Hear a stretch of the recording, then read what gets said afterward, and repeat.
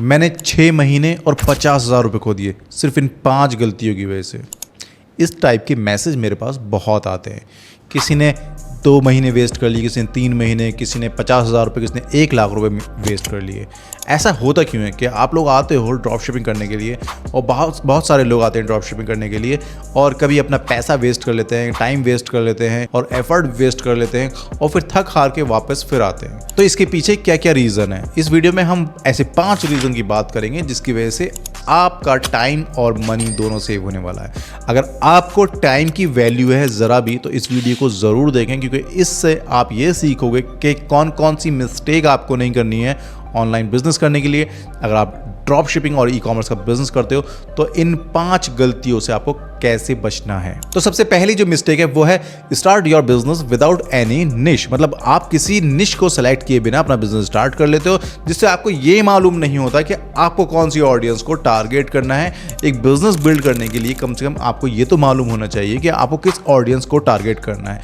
Suppose जैसे अगर आप फिटनेस से रिलेटेड कोई प्रोडक्ट सेल करना चाहते हो तो जनरल ऑडियंस के लिए नहीं होगा, आपको फिटनेस की ऑडियंस को टारगेट करना होगा। ऐसे लोगों को टारगेट करना होगा जो कि जिम फ्रीकर होते हैं, मतलब जिनको जिम का एक्सरसाइज का शौक होता है।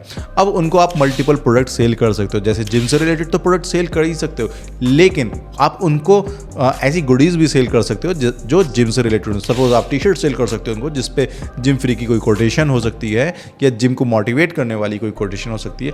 लेकिन सबसे पहले आपको निश डिसाइड करना पड़ेगा कि आपका कौन सा निश है जिस निश में आप प्रोडक्ट सेल करोगे या बिजनेस को स्टार्ट करोगे। तो अमूमन ये मिस्टेक लोग करते हैं, और इसका मैं आपको प्रो टिप देता हूं। निश सेलेक्ट करने के लिए आप गूगल ट्रेंड पे जा सकते हो, वहां से आपको ये आइडिया मिल जाए कि अभी की डेट में कौन सा निश ट्रेंड में है। सेकंड सबसे बड़ी मिस्टेक है हाइप देख के प्रोडक्ट उठाना। मतलब मार्केट में जो सबसे ज्यादा सेल हो रहा है वही आप भी सेल करने लगते हो। जैसे लास्ट टाइम देखा गया था कि आदिवासी हेयर ऑयल, जो देखो आदिवासी हेयर ऑयल सेल कर रहा है, और आदिवासी हेयर ऑयल पे मतलब भीड़ लग गई थी। एक फ्रॉड प्रोडक्ट जिसको लोग सेल करने से बच रहे थे, कंज्यूमर कंप्लेन पे कंप्लेन कर रहे थे, और लोग ड्रॉप शिपर उसी को सेल करने पे लगे पड़ते। तो हाइप पे मत जाओ, ट्रेंडिंग पे मत जाओ, रेगुलर प्रोडक्ट सेल करो जो लाइफ में रेगुलर यूज होते हैं, उन प्रोडक्ट को सेल करो। चाहे वो किचन से रिलेटेड हुए, होम डेकोर से रिलेटेड हुए, क्लोथिंग में हुए, फुटवेयर में हुए, ऐसे प्रोडक्ट सेल करो जिसकी लॉन्ग टर्म डिमांड है और वो प्रोडक्ट रेगुलर सेल होते हैं, क्योंकि सबसे ज्यादा उन्हीं प्रोडक्ट की डिमांड आती है जो कि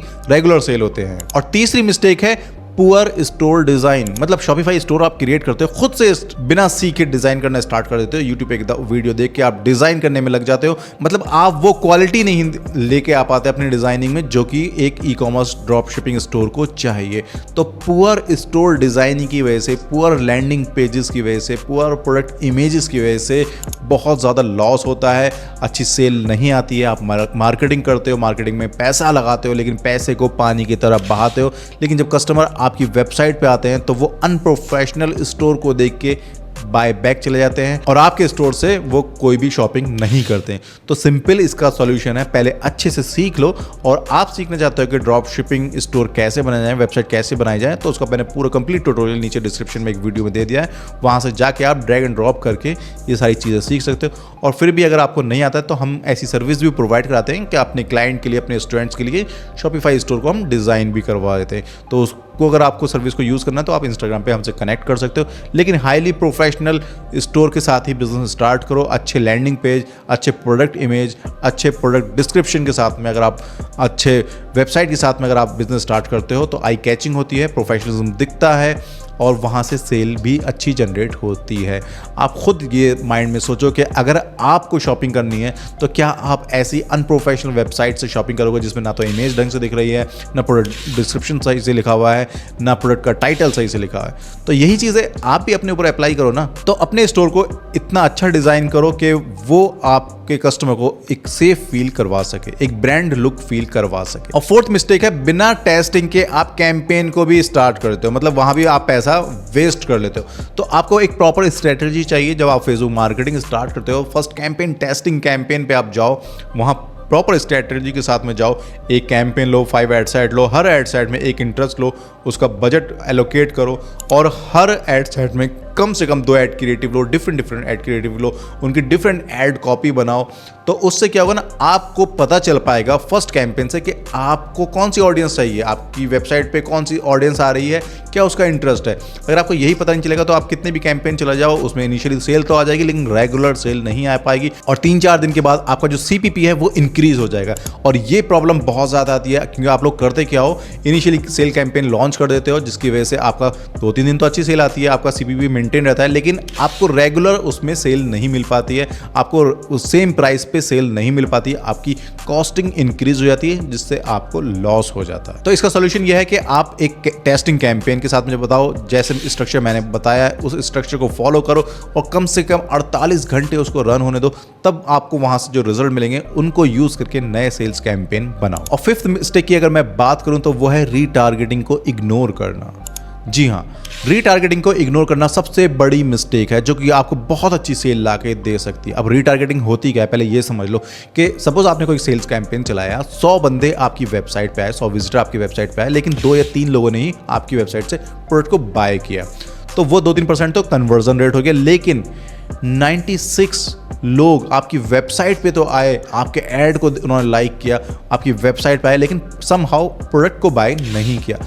तो हम रीटारगेटिंग में ऐसी ऑडियंस को टारगेट करते हैं जिन्होंने हमारा वीडियो ऐड को देखा हो या हमारी वेबसाइट पे आए हों और एक टाइम स्पेंड किया हो, लेकिन समहाउ उनको वो प्रोडक्ट वहाँ से उस टाइम पे बाय नहीं कर पाए। तो हम रीटारगेटिंग कैंपेन चलाते हैं, उनको कुछ डिस्काउंट ऑफर करते हैं, उनको कुछ प्रोडक्ट में अच्छी क्वालिटी, मतलब कुछ ना कुछ आप उनको ऑफर करोगे साथ में, जिससे वो आपका कस्टमर बन जाए।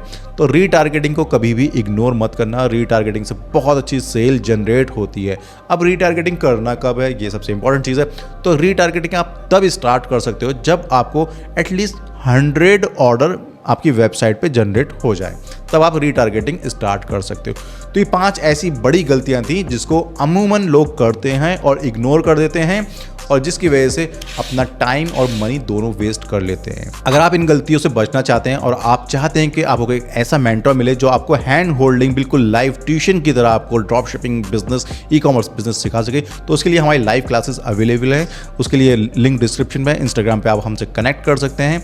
जैसे ही बैच ओपन होगा आपको उसमें एडमिशन मिल जाएगा। तो अगर ये वीडियो आपको अच्छी लगी हो तो नीचे कमेंट करके ज़रूर बताएं, और अगर आपने भी कभी ऐसा पैसा वेस्ट किया है तो नीचे कमेंट करके अपना एक्सपीरियंस ज़रूर शेयर करें। मिलते हैं नेक्स्ट वीडियो में एक नए टॉपिक के साथ। मुझे दीजिए इजाज़त। जय हिंद, जय भारत।